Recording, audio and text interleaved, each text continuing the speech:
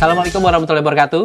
Perkenalkan, nama saya Muhammad Genta Mahardika. Saya adalah salah satu tenaga pengajar di Universitas Gadjah Mada sebagai dosen. Dan saya juga praktisi di beberapa tempat. Ada sebagai Senior Business Development di Amala Internasional dan juga sebagai Trainer and Consultant di Eureka Consultant. Nah, saat ini saya dipercaya untuk bisa menceritakan mengenai suatu konsep di dalam pengembangan wirausaha yang dinamakan Creative Thinking. Sebenarnya creative thinking ini akan banyak membantu, terutama bagi pengusaha, baik yang baru memulai ataupun nanti yang sudah expert, yang sudah bergelut lama di dunia wirausaha, untuk membantu biasanya untuk mencapai tujuan-tujuan tertentu. Seperti yang kawan-kawan tahu, mungkin kalau kawan-kawan yang pengen berbisnis, biasanya nanti akan ada tujuan-tujuan yang ingin dicapai. Terkadang tujuan itu belum tentu dicapai oleh orang lain, sehingga akhirnya Anda harus berpikir kreatif, kira-kira bagaimana caranya biar bisa mencapai apa yang diinginkan tersebut. Maka di segmen-segmen berikutnya, kita akan ngebahas masalah creative thinking. Di segmen ini kawan-kawan mungkin sudah tadi tahu bahwa penting untuk memiliki creative thinking terutama di dalam sebuah bisnis. Sebenarnya apa sih yang dibutuhkan di dalam creative thinking? Yang dibutuhkan kawan-kawan di dalam creative thinking tentunya adalah beberapa kemampuan. Apa itu kemampuan? Pertama, creative thinking itu sendiri sama problem solving. Itu di ujungnya. Tapi di awal kawan-kawan perlu mengetahui sebenarnya apa sebuah inti permasalahan yang ada. Yang kedua, kawan-kawan juga membutuhkan informasi. Dari sanalah kawan-kawan nanti akan bisa bermain. Jadi tahu permasalahannya apa. Habis itu kawan-kawan juga tahu sebenarnya informasi apa yang dibutuhkan dan apa saja yang saat ini sudah ada. Dan yang ketiga yaitu batasan-batasannya. Sehingga akhirnya kawan-kawan akan bermain di sana untuk bisa mengetahui bagaimana berkreatif. Kalau seandainya di dunia bisnis, batasan-batasan tadi seperti misalnya contoh aturan-aturan yang berlaku di dalam bisnis tersebut. Etika-etika yang ada di dalam menjalankan bisnis tersebut. Inti permasalahan tentu harus tahu bagaimana dengan kebutuhan-kebutuhan konsumen. Informasi yang ada kita harus tahu juga bagaimana dengan yang dibutuhkan oleh konsumen itu sendiri. Maka kita sebagai seorang yang bercreative thinking itu mulai mencari cara bentukan bagaimana kita bisa mendeliver apa yang menjadi tujuannya kita di dalam sana. Masih agak ribet? Masih belum tahu bagaimana bentuknya? Di segmen berikutnya kawan-kawan kita akan mempelajari lebih dengan contoh-contoh juga. Nah, untuk sekarang coba dipahami dulu di dalam benaknya bahwa untuk membuat seseorang menjadi seorang yang kreatif, setidaknya tadi kawan-kawan sudah harus tahu dulu apa inti permasalahannya. Yang kedua, kawan-kawan juga sudah harus tahu informasi-informasi apa yang dibutuhkan. Yang ketiga, batasan-batasannya apa. Dan yang keempat, kawan-kawan pasti memiliki tadi mengkreatifkan itu seperti apa. Dan yang terakhir adalah problem solving. 5 hal ini akan sangat membantu kawan-kawan di dalam mengkreatifkan banyak hal, terutama di dalam dunia bisnis. Go ke next. Jadi kawan-kawan, tadi kita sudah ngobrolin banyak tentang creative thinking. Sebenarnya apa sih creative thinking? Creative thinking adalah bagaimana caranya kawan-kawan bisa menemukan beberapa alternatif penyelesaian dari apa yang sedang terjadi. Biasanya orang mengkaitkannya dengan berpikir out of the box, berpikir dari di luar kebiasaan, berpikir dari cara-cara yang umum. Akan tetapi bukan berarti cara-cara yang mungkin orang bilang aneh, tapi sebenarnya tetap tepat sasaran. Nah, sehingga akhirnya kita memerlukan kemampuan tadi, kemampuan cara berpikir tadi. Mungkin ada beberapa orang yang sulit untuk membedakannya antara kreatif dengan inovatif. Yang dari aku pelajari, yang mungkin kawan-kawan juga sering lihat, inovatif itu sudah dalam bentuk penyelesaiannya. Artinya ada bentuk langsung yang akhirnya bisa terrealisasikan. Inovatif di bidang kamera yang mungkin dulu sebesar apa, sekarang mungkin hanya sekecil apa. Mungkin dari sanalah bentuk-bentuk inovasi itu ada. Tetapi dari awal pertama kali adalah bagaimana cara berpikirnya. Bagaimana orang-orang yang berpikir kalau kita mau merekam sesuatu atau memfoto sesuatu nggak mesti harus membawa peralatan yang banyak. Nah, kemampuan kita untuk bisa memberikan alternatif penyelesaian dari kebutuhan orang tersebut, orang banyak mengaitkan dengan creative thinking.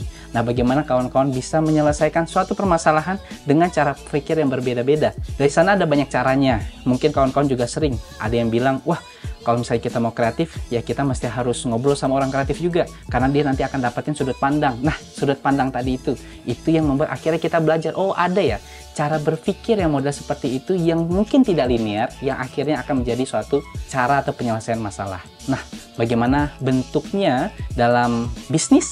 Mari kita akan lihat di segmen berikutnya. Dalam dunia bisnis, mungkin kawan-kawan sedang berpikir, duh bagaimana ya, saya punya produk nih gitu, tapi sebenarnya sasarannya kemana yang paling enak? Saya senang es teh. Tuh mungkin sekarang lagi banyak banget tuh, es teh ada di pinggir-pinggir jalan dan segala macam. Wah, sekarang saya mau masuk juga nih di es teh yang jalanan tersebut. Tapi bagaimana caranya saya biar bisa masuk ke sana ya? Maka mungkin kawan-kawan berpikir, target marketnya siapa ya yang akan saya masuki? Mungkin kawan-kawan juga memiliki bisnis yang lain. Mungkin ada bisnisnya bisnis jasa. Mungkin jasanya kawan-kawan adalah seorang surveyor, misalnya seorang surveyor untuk di bidang marketing. Kawan-kawan bisa mensurvei apa keinginan orang, dan kawan-kawan pengen supaya bisnisnya kawan-kawan bisa dijajakan dengan baik. Akhirnya kawan-kawan membutuhkan, saya harus tahu nih target marketnya saya itu tuh seperti apa. Mungkin orang umum akan berpikir bahwa oke, kalau saya mau mencapai marketnya saya, maka saya lihat aja, observasi langsung di jalanan. Oh, ternyata yang lewat ini, yang beli yang ini. Itu mungkin salah satu caranya. Nah, ketika kawan-kawan mulai menerapkan creative thinkingnya, mungkin kawan-kawan membutuhkan ilmu atau wawasan lainnya. Akhirnya kawan-kawan belajar, mungkin di YouTube, mungkin di kelas, mungkin sama dosennya kawan-kawan, atau mungkin sama teman. Ternyata dapat info nih, ternyata bukan hanya itu, kita bisa menggunakan data pihak kedua. Dari sana kita bisa mengetahui segmen target market yang mana yang bisa kita capai, sehingga akhirnya kita mulai berpikir kembali tambahan. Jadi nambah wawasan, nambah ilmu, akhirnya nambah kreativitasnya kita juga untuk bisa mencapai hal tertentu yang ingin kita capai. Nah, sehingga akhirnya kemampuan creative thinking di dalam dunia bisnis untuk menyelesaikan beberapa permasalahan-permasalahan dalam dunia bisnis itu penting buat kawan-kawan miliki. Karena ternyata bisnis yang sekarang itu tidak mesti linear saja. Ternyata banyak hal yang bisa mendapatkan pendekatan-pendekatan yaitu kreatif. Nah, kemampuan kawan-kawan mungkin di sini ada juga yang memiliki, saya pengen jasa fotografi, tapi gimana caranya? Kayaknya udah banyak. Gunakanlah creative thinkingnya, banyakin wawasannya. Kira-kira pelajari konsumen tuh pengen seperti apa, yang saat ini kurang lebih seperti apa. Kalau kawan-kawan mentok, maka ingat-ingat ilmu creative thinking. Karena di creative thinking ini kita bisa menemukan solusi-solusi yang mungkin out of the box, mungkin di luar hal yang sudah dipikirkan, tetapi yang jelas bisa menyelesaikan permasalahan-permasalahan yang akan kawan-kawan hadapi di dalam dunia bisnis terutama.